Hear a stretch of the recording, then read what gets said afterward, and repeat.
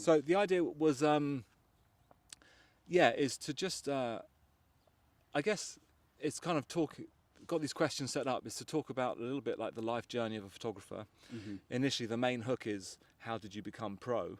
But it's to try and share with like our younger selves troubles we were having and stress we were having, and we might not get it with these questions, but the idea is to have these kind of chats, a little bit like a podcast kind of thing, and see if there's any insight that's useful to other viewers or other people starting out on their journey. Yeah.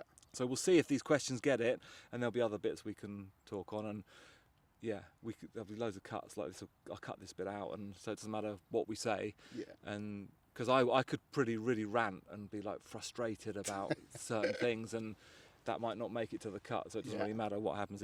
And Instagram will just be like maybe 6 seconds or something. So, the deal with that. But and I did start a year ago. I did start a little series on just generally not about photography, but how to inspire someone in their life. So this is good because it kind of comes back into more of a photography. How did you become pro? So let's see how we go. So the first question here is, what first sparked your interest in photography or videography? I think for me, my dad was always into photography and cameras, and just sort of grew up around. He was like heavy into technology. Okay. Just sort of grew up around cameras, and then naturally gravitated towards it. I think I studied for either GCSE or A level. I can't remember. I think it was A level that I studied photography. Yeah. And whereabouts was that? Just at school. Okay. So that was sort of my first real like playing around with a camera. And I think when I was like 14, I ended up photographing. I used to sail as a kid, and just ended up like photographing boats and water and stuff when I was a kid. So not like I wasn't like 3 years old or something like that. Yeah. But and I think for me it was more the sort of, I was more interested in the technology at the start, and that was like just when digital cameras sort of first started coming out. So I think the first camera I did have a film camera really early on, but my first sort of actual camera was like a 3 megapixel Sony Cybershot.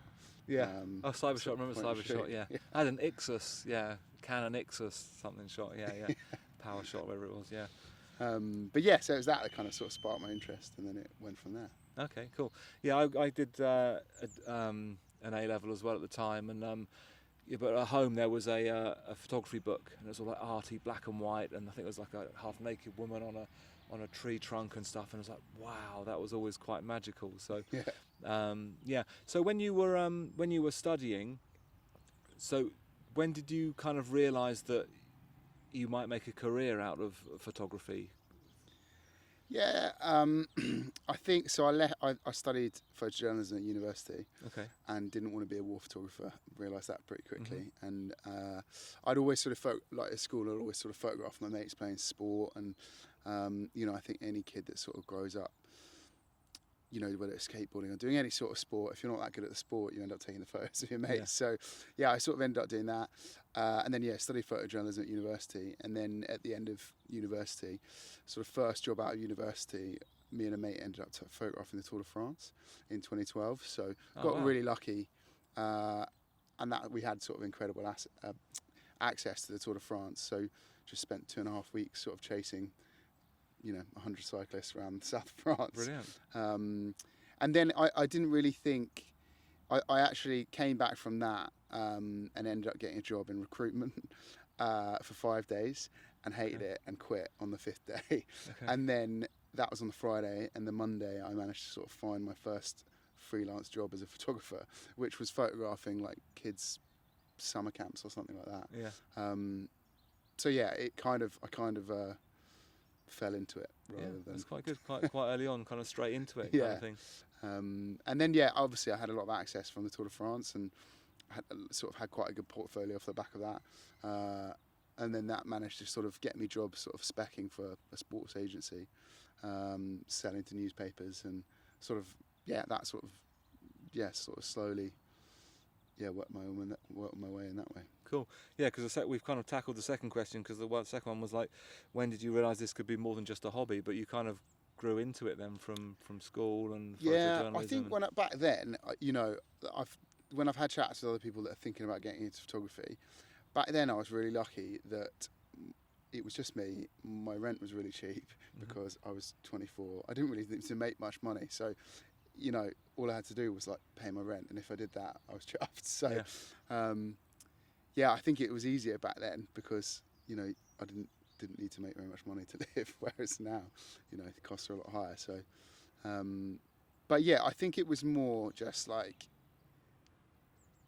probably not willing to give up, rather than like, I just think you just got to keep showing up, and if it's your passion and you're passionate about it, I think you just got to keep plugging away. Yeah. What was the biggest challenge you faced starting out, and how did you overcome it? I think probably, you just probably like confidence of being scared and being told no. I think you've got to just sort of, you've just got to not be afraid of someone saying no. Like, you've got to say, I email 50 people, you might end up getting one job.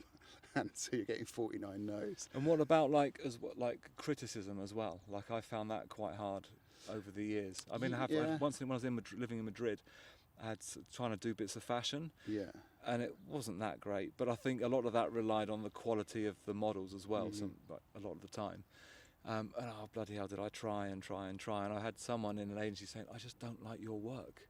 And that really killed me to get over that kind of the hit on the confidence kind of thing. Yeah, I think you just, as long as you're not comparing yourself to others, like I generally try and I do use social media, but I generally try and don't go on Instagram, especially to look at, I don't really follow that many of my competitions on Instagram, because I think just the more you compare yourself, the sort of harder it is on yourself.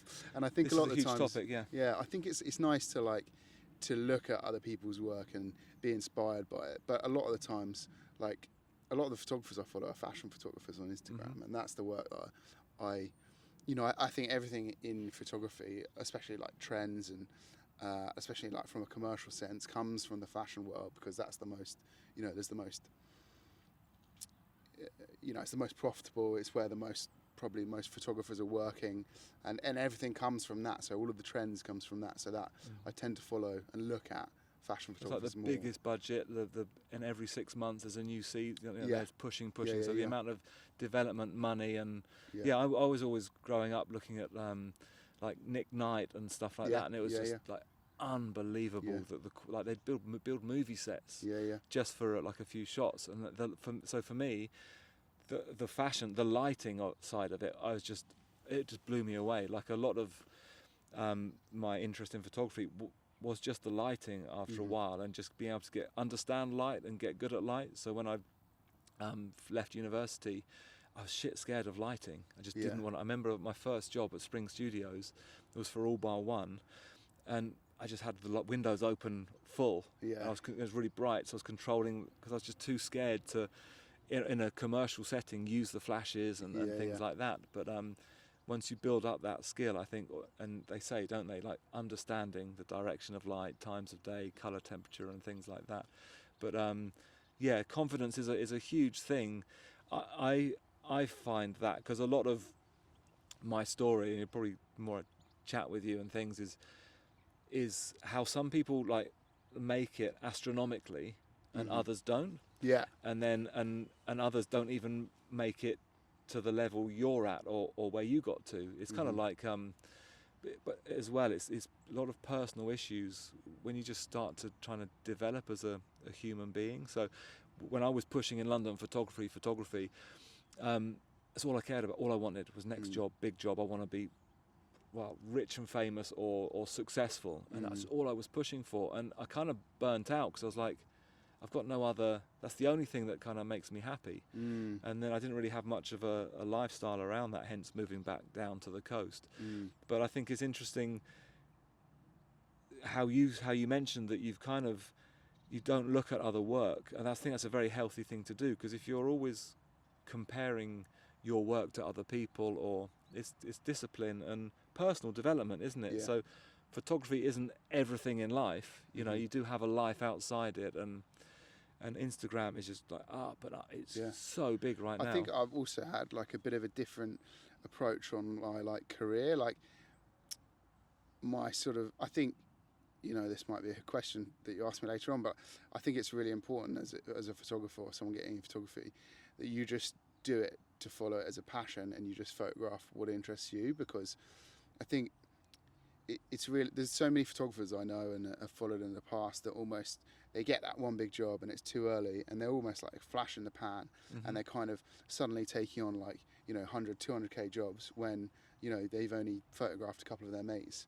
you know, in their flat in London somewhere, and then they suddenly get thrown onto these massive commercial jobs, and then that's great, a couple of them might go well, but then a lot of the times they just don't have the experience to pull them off continuously.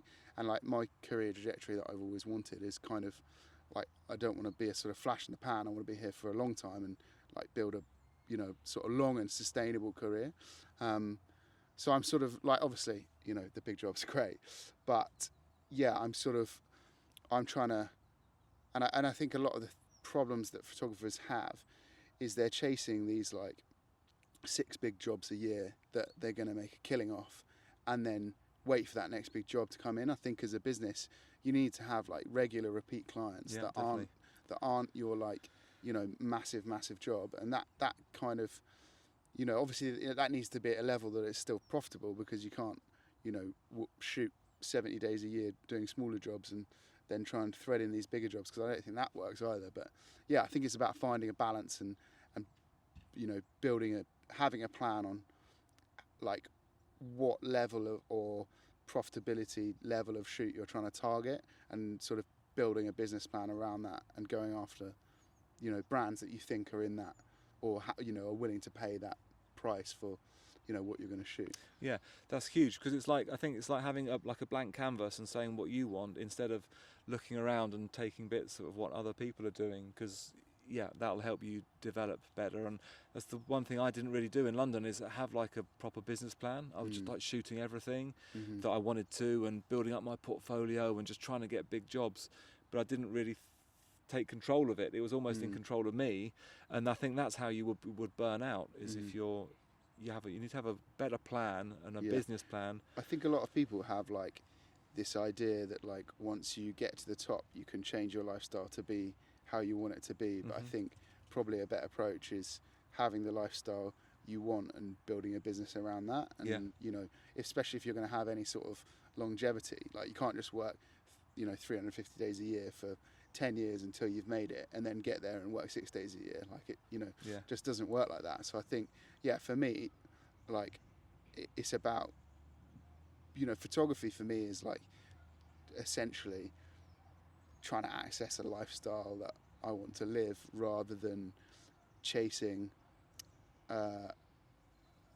dreams of that big job sort of thing. Make it fit you, not the other way around. And you're trying to bend yourself into something that is unsustainable, and something breaks either your brain or your body. Because I do think in photography, like, you know, there is a huge chance that it might all come crumbling down at any point. So I think you've just got to enjoy it.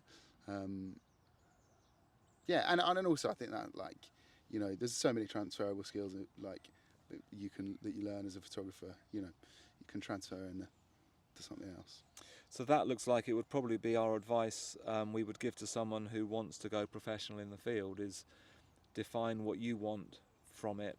And it's like having your own dreams. I realised quite a lot in London, it was somebody else's dream. If I want to be as good as Ansel Adams or Helmut Newton or Nick Knight, you're chasing, like, what's your unique dream, you know, and focusing on your own plan kind of thing. Is that a good bit of advice? Yeah, I think also my biggest pet peeve is when I see photographers just going and shooting a personal project on something they have no interest in, and they fly, you know, like a big commercial photographer will fly in somewhere and go and photograph like Pamplona bullfighting, when they have like no understanding of like the culture or anything. Is it kind of the reason why I didn't want to be a photojournalist? I'm going a bit off topic here, but is because I wasn't that political, and I think as a photojournalist you've got to really be clued up on like a lot of the situations around the world. Then go in and photograph them how you think accurately represents them. And I think a lot of times a lot of commercial photographers are guilty of just flying in somewhere, photographing something they think is something is interesting, often of a community of people that aren't very wealthy, and then taking them back to the UK and then going into Apple's offices and saying, look at these images I shot, do you want to buy them? And that for me is my biggest pet peeve. I think photographers just need to say a little bit more honest to themselves about, why they're shooting something and why are they interested in it, rather than sort of, getting interested in something, be interested in something and then photograph it. I agree. I think that's a similar thing for like fashion in when I was trying to do fashion in Spain and London. I realized I was clueless about fashion. It was just like fit people and the lighting, that was all I was obsessed with. But you call yourself a fashion photographer and I didn't have a clue.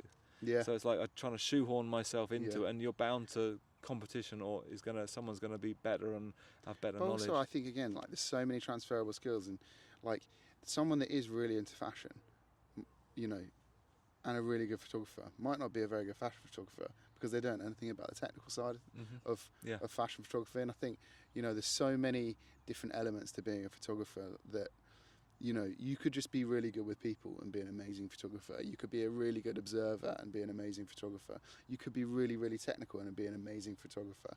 I think you've just got to like kind of marry up your interests, where your skill sets are, and then if you want to make a business out of it, then try and find what aligns with those things and where that, because you do have to run it as a business, otherwise you're not going to be there for very long. So if you can sort of marry up those interests and where your strengths are, and then find an area that you can sell imagery into that way, that I think is the best way to do it. Yeah, I think I didn't have a business plan as well in London. I was just shooting for trying to be successful, and if you don't have a business plan in place, it's not really gonna work in the long run. So next question is, how do you stay creatively inspired without burning out? Or you burnt out. You're already burnt out. I saw some like old old mood boards of like mine and stuff, and it's like, it's still really good. And how do you keep, what even now, say 10 years into a career, how do you stay creatively inspired? I mean, I think it's really tricky. Again, like if you're photographing stuff that interests you, then it's definitely easier to stay inspired. But I definitely have peaks and troughs and of when I'm feeling inspired and when I want to shoot something. But I often find that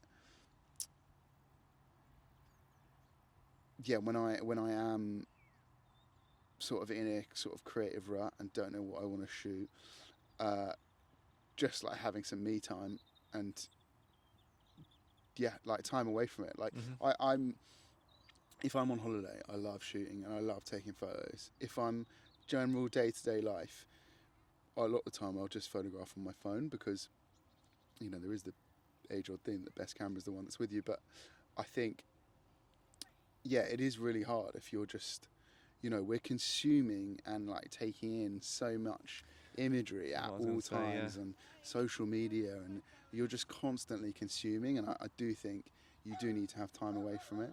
A lot of times when I'm like feeling least inspired, I'll just shoot film, because it's so much slower, and like I think then you're so much more likely to be an observer as a photographer and slow everything down and just think about why you're taking an image, because you're shooting on film and it's costing you probably about £2 a shot to get it scanned and developed.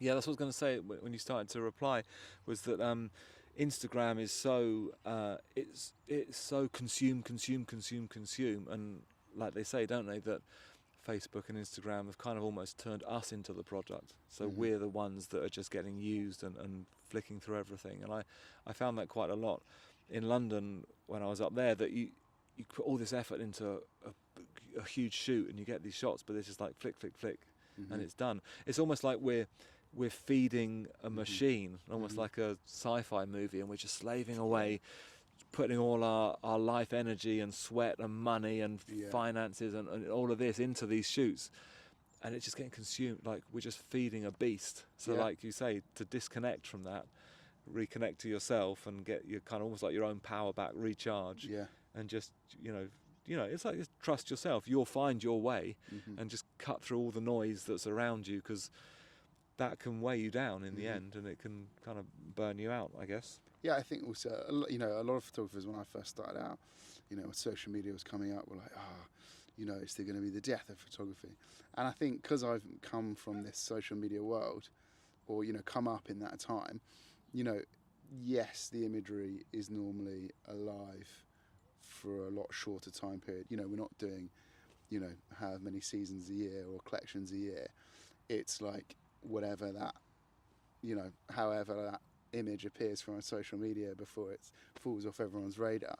But because of that, it's, there are so many more shoots that have to take place. So yeah, it's probably had an effect. I guess it means we're probably having to work more because our imagery is alive for less amount of time.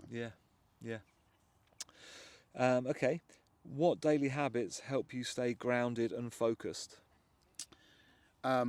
Training, I think, for me is like the main thing. That's like my time away from my phone. And how we met at the gym as well.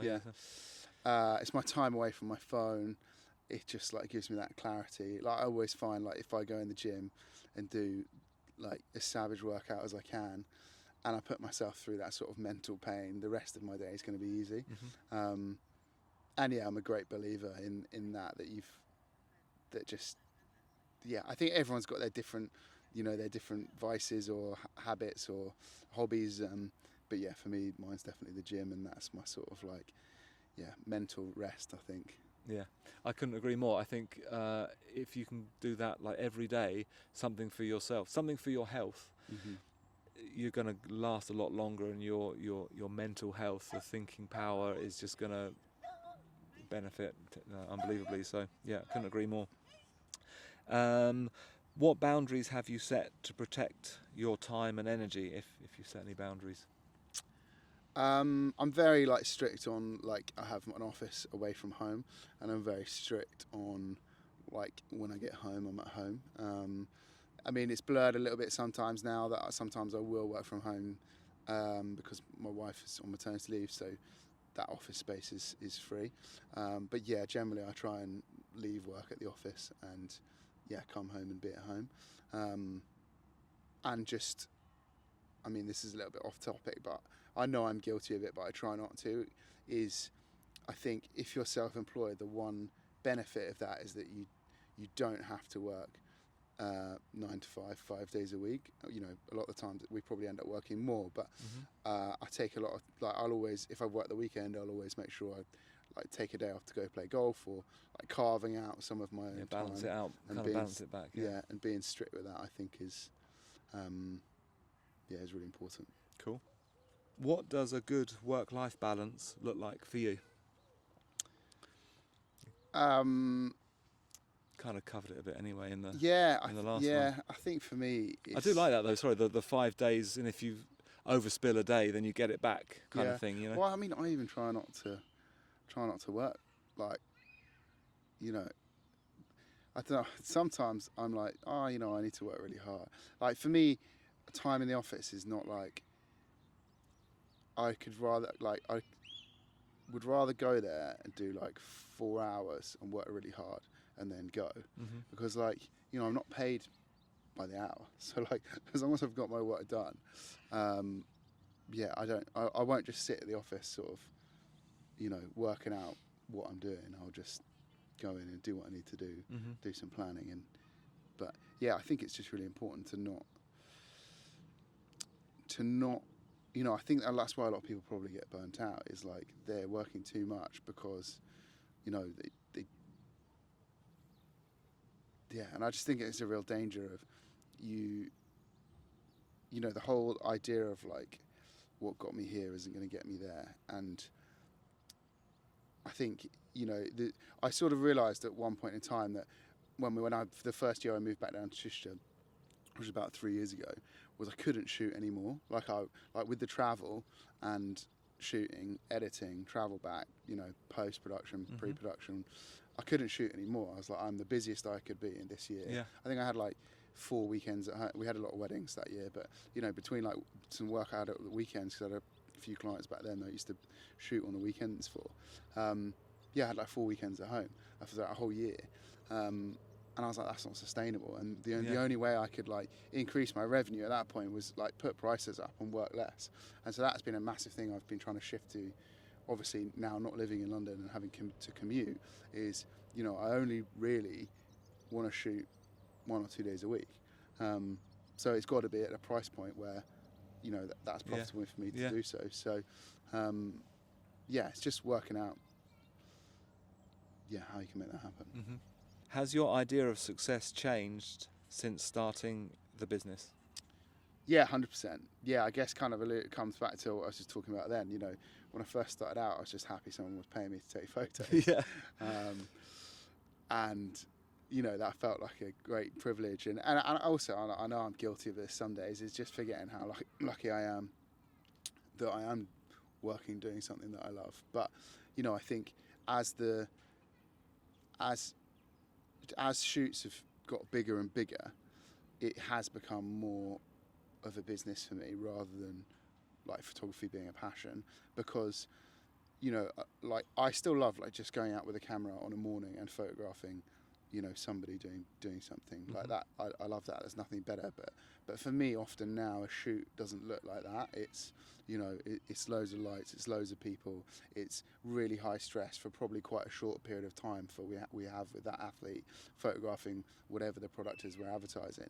And so shoots have definitely changed, but I now realise how lucky I am that I do get to run my own business. And I think if I had, well, I do have kids, but like my advice to my kids would be, just whatever your passion is, just try and do it and be your own boss, because then you're in control of your life, and that's the only real way you can be in control of your life. Otherwise you're just working 40 hours a week for somebody else doing something you don't necessarily want to do. So I've forgotten the original question there, but. Yeah, I think you covered it. Yeah. and when you were kind of starting off, was there something you were specifically pushing for? Like I remember for me, the first thing was like my first front cover of a magazine. I was like just pushing for that. So that's one part of the question was, were you pushing for something? And then the second part is, was there a stage when you realised you've made it, or I guess that you're professional? Because the whole thing, like the whole interview thing's about how to become pro. Mm-hmm. So was there a stage when you thought, oh, I'm a professional photographer now, or something like that? Or yeah, I guess there's a couple of like defining moments in my career. I guess the first one was I photographed the 2015 Rugby World Cup, and that was around the same time I photographed Johnny Wilkinson, and that for me was like, Johnny Wilkinson was like, as a kid, would have been my like dream person to photograph, and photographing Rugby World Cup would have probably been the dream event to photograph. So that was a really like, sort of pat yourself on the back moment for me. And then another moment that was really sort of pinnacle in my career was back in 21, I want to say, so about 4 years ago. I photographed Anthony Joshua, and that was like, I think a lot of things in like the commercial world of photography are like, you need to have ticked a box. So like photographing Anthony Joshua for me, not for me, but I think for other clients was like a box check, like, oh, he can handle the pressure of, of photographing a celebrity on a, large scale set. And then that sort of unlocks doing other work like that. Yeah. But having said that, actually, I've just remembered another sort of key shoot. And this was probably 2017, 2016, I photographed something for Nike Swim. And that for me, it wasn't a very profitable shoot, but people still come to me referencing that imagery, saying they want something that looks like that. Yeah. So yeah, they are probably the three key points that either were important to me or seem to have been important to clients that have allowed me to sort of then have other. Yeah. And with the Rugby World Cup and things like that, that wasn't like the only thing you were pushing for? That just kind of happened along your No, that your was just for path? me something that I really and then enjoyed. you achieve it, and you're like, oh right. Yeah, That's, it wasn't really something that I wanted to achieve. It was just like a career high, like just like personal satisfaction. Yeah. I was sat there watching a Rugby World Cup on home soil, I had which that for me would be a dream. Yeah, I had it with doing the 442 double front covers with Wayne Rooney and Fernando Torres. Yeah. And Fernando Torres being Spanish, and I'd lived in Spain for 5 years, and I was just like, oh yeah, talking Spanish to him and saying do this, do that, and the other. That was a real kind of really good moment. Hello, no, it's not a picnic. And then when you were younger, is there any inspiring kind of images that blew you away, and that was kind of almost like not your mood board, but like an inspiring image? Like I had Nick Knight and Helmut Newton and stuff like that. Was just like, I found that really inspiring. Do you have anything like that? Yeah, I think probably, but they would probably be like war photographs because I studied photojournalism. Yeah, so not we really, did that quite a lot at college and uni as well. Kappa, Robert Kappa, and things like that. Yeah, I mean his like image of the falling soldier. Yeah, that's like classic. Pretty sort of iconic one. But yeah, I think. It's got the microphone cover. Oi. You don't want for to dogs. Eat that. You don't want to eat that. Leave that. It's not food. No. Excuse me, Murphy. Oh, no, come on. What's he got in his mouth? Nothing. It was a microphone cover, but spat it out. Oh, you cheeky boy. Get it out. That's all right. Don't Sorry. worry. You're very rude. Come on, away. Maggie, where's your toy? I bet you thought it'd be nice and peaceful here, right? Come and, It was 5 minutes ago. we'll leave you.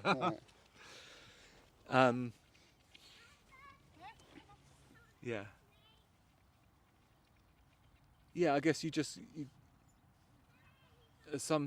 not like you get to a stage you just tick it. I'm professional. It's like hundreds of shoots. It's not like over time you just start to get better and better, and your level goes up and things like that. I think also now, like I won't get nervous on a stills job. Mm-hmm. Like if there's video, I will still get nervous, but that's because I feel like more things are outside of my control. Mm-hmm. And like if I'm on a shoot, I know I've signed off a shot list.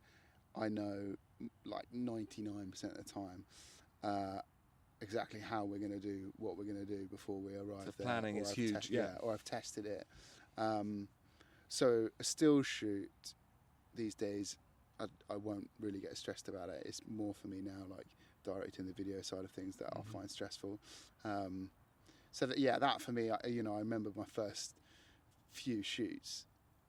You're like as a photographer, like especially when you're photographing somebody doing something, you've got to be like a good communicator. You're thinking about lighting. You're trying to keep your client Lots happy. of other roles. Yeah. There's so many things that are going on that often on, when I like in the really, really early days, I would just be worried I would not know how to communicate what I wanted to the subject. Okay. But that's obviously gone. But yeah, I think that's one of the tricky things is photography is like it's an amalgamation of so many different skills. Yeah, and I think like especially in my world, it's like commercial sports is just like you might be photographing something with natural light and a camera, or you might be photographing with 50 people on set and 50 lights, and you've got 5 minutes, and there's just so many differences in the skill set that it all revolves around like talking to people and being good with people, but there's just that's why I think like anyone can be a photographer, because there's so many different skill sets that make up different elements of photography, that whatever your sort of person type is, it doesn't matter. If you're really technical and really into lighting, then I'm sure there's hundreds of thousands of still life photographers that hate talking to people, are rubbish communicators, but they're really good on that side of things. It's got to get energy into the shoot as well. There's so many different skills and if you're not in your comfort zone, then it starts to get a bit panicky and a bit sweaty. Yeah. I remember I was doing some Aston Villa football players up at their training ground for Nike, and and they were comping in this whole changing room behind them. So we just lit them on a basic clean background, studio lights. But there's nothing I could do. The players just like, and I was like, shit. And I was like, I'm not going to get any work anymore because this is my fault. And I was like, put the camera down. Hey guys, right, yeah, got to cheer up a bit, like that. And it just, and it was just an absolute nut. And I really came away feeling like I was a failure because I thought, shit, we need someone like, you know, an entertainer, or we need a specific, like an art director, but in a role that they just get them animated. Hype person. Yeah, basically. I think like a lot of the times, like unless, you know, I've done a few shoots this year where the location we have been in has been amazing, and we've brought players into that location, and because we've been in an amazing location, that has like kind of sparked them a little bit differently. But you know, football players are notoriously hard because you can't, you know, there's only so much you can push on them. Or like, can you do this? Like when you scored that goal, like in a blank studio. It's like, no, it's not. Yeah, you know, I think music is like, you know, the main motivator. Yeah. But yeah, I think, you just got to have your little toolbox of tools that Little you can tricks, fall back on to try and get something. But I think it's, you know, that's the worst case scenario, isn't it? If you're like, right, budget reasons, we're going to shoot them at their training ground. You're just going to bring a few lights in, a little paper seamless background, and then we're going to comp it in, and it's going to look amazing. It's like, well, you know, like if that's all about, you know, unless that's just them looking like a badass, which they can do fairly easily because they just look pissed off. Yeah. You know, it's hard to bring out that emotion. Yeah. Cool. So another good question is, have you ever, what's the closest you've come to totally screwing up a shoot, or any bad shoot experiences? Yeah, I mean, it's sad to say I had one not so long ago.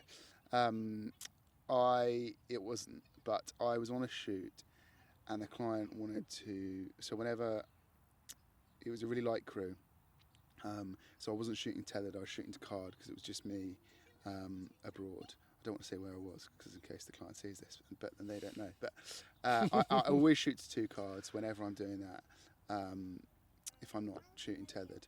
And we were shooting something just before I was meant to go get my flight, and basically went straight from what we were shooting straight to get on the flight. Got back home. It was a Sunday night. Obviously, you know. Sorry, it must have been a Sunday morning, but got home, then had a sort of day with the family. Then the next day I had to go straight off to another shoot, and I basically just hadn't imported this card that was left in the camera. And then I came back to it sort of about 3 days later to edit it, and I was like, oh, where's all these images from the last bit of the shoot? And luckily I had taken the card out and put it and labelled it, you know, do not shoot on top of, because I hadn't imported the card yet. But I had totally forgotten and couldn't find this card, so I thought I'd delete it, or written over the images. Yeah. But beyond that, because you can recover quite a few of the images. I've been with a photographer, Gary Pryor, a really good friend of mine, good photographer. I used to assist and do all the lighting and stuff. And we were on a shoot, and he was looking back at the images, a Reebok shoot, and he just started deleting a few. And I'm looking over his shoulder, and he was going delete, delete, delete, delete, delete. And I kind of froze, and then he went, whoa, what was I doing, kind of thing. But I can't remember, because you can recover a lot on those SIM cards. I don't think he could, though, for some reason. With that one, I don't know what happened. But for me, I was shooting. You shouldn't say really, because I got away with it. But I was shooting a Nike shoot for Theo Walcott. I can edit it out. But I recorded. I had everything on S-RAW. Mm-hmm. Somehow I'd spun through the settings, and instead of small RAW, yeah. And it was like advertising. I was like, shit. And we packed down the shoot, and I realised as I was putting the camera away, I was like, oh my God. Went out into the car park, called up the retouch, because we were always going to give them to a retouch company. I was like, and the blood has just drained out of my body. I was just grey, going, oh shit. I mean, that's the nightmare, isn't it? Yeah, really bad. And they're like, no, don't worry. They checked the camera, what I was on, and I said, no, S-RAW, yeah, we can do quite a fair bit with that. Don't worry. And it's not, it wasn't billboard, so it was just point of sale or something. So I was like, and just because I thought because they're all sitting outside having lunch, I thought, have to go get them back. Yeah, I can swallow it for the good of the shoot. Let's come back. I've made a huge cock up Yeah. and reshoot, and yeah, it didn't I actually think come that's to the thing, that. isn't it? I think photography is just like a lot of the times in like commercial photography, it's just like having a toolkit to not cock up. Like I was saying to an assistant yesterday that like he was saying that how I pack my kit is quite meticulous, and it is, but that's because there needs to be a backup of everything. You know, there needs to be like a second option for everything. Like yesterday, I had it where a brolly broke. Obviously, I've got other soft boxes and other brollies that I can use, but you know, stuff always happens on shoots, or you know, a card corrupts, or you know, a drink goes on a computer, or you know, there's so many different problems that you can have on a photo shoot, and it's just a lot of time about having a backup or a, Yeah. and I think a lot of time probably the best photographers are just good problem solvers because you know, Huge, yeah. every shoot you arrive on, like Or how you troubleshoot something that's gone wrong, and you go, right, Yeah. okay, work through it and find the specific part. And I'm trying to think of it yesterday what went wrong, but I think it would be rare, and I think maybe a lot of photographers, you know, more junior think that maybe they're not good because they have okay, there was an issue yesterday. The video operator yesterday turned up without something for his gimbal, so the shoot started really late because he hadn't got something for his gimbal. He managed to get on Fat Llama, got a courier to pick it up, and they got going, but obviously they started late. But you know, but I would never go on a shoot with one bit of kit that was paramount to doing my job. There would be two. You know, it might not be both of them might not be the newest, latest, and greatest, but like you need to have a backup of everything. I think is like, you know, the biggest piece of advice, because especially in those situations where there's, you know, like high profile talent, you need backup and backup and backup. I was once on a shoot fairly recently where you know, some F1 drivers, and you know, they've flown in from different parts of the world for this shoot, and the images are for, you know, 20 or 30 different clients that are sort of sponsors of the team that have, you know, have different imagery taken. And I was on the way home and I realised that, you know, I think there was 4 copies of that data, but all the 4 copies of that data were in the car with me. I didn't give one to the producer before I left. And I thought, what happens if I crash? I was like, well, hopefully I'll die, because, you know, the cost of getting those athletes back to recreate that shoot, you know, is priceless. Like you couldn't, you know, you can't call up an F1 driver and say how much to get you back here to redo this. Like, it just doesn't happen. Yeah. perfect. I checked the cameras. That was the last question there, but I think we've probably done.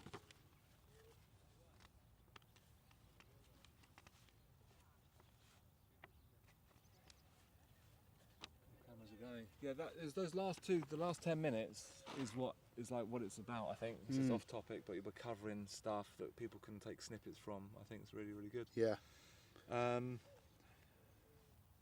So yeah, what advice would you give someone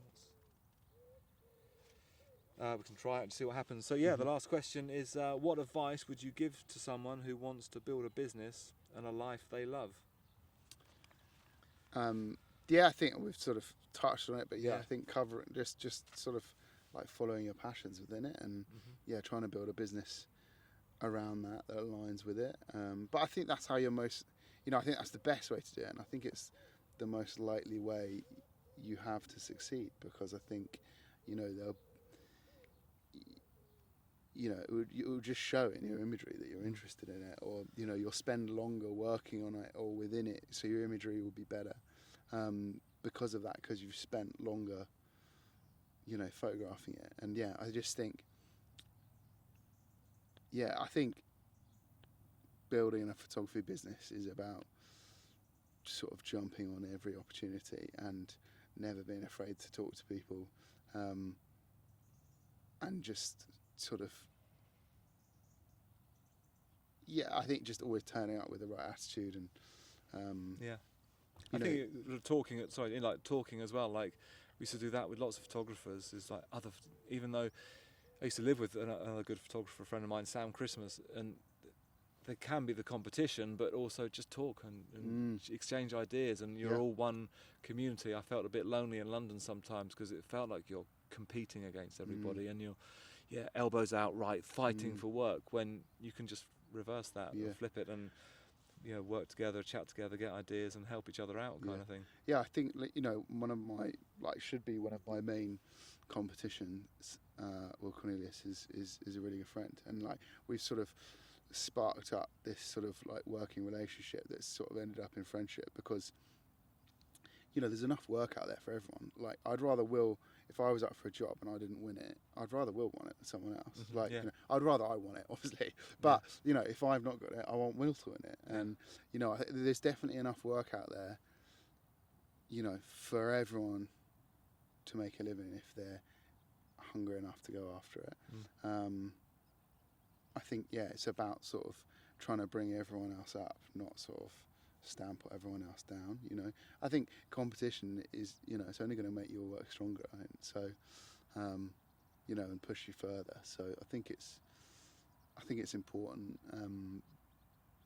But I also think it's better for us, all of us, to rather than having those elbows out, just maybe an arm around the shoulder is probably a better thing because it is a really tough world to make a career in. So I think supporting everyone is probably the right thing to do. Perfect.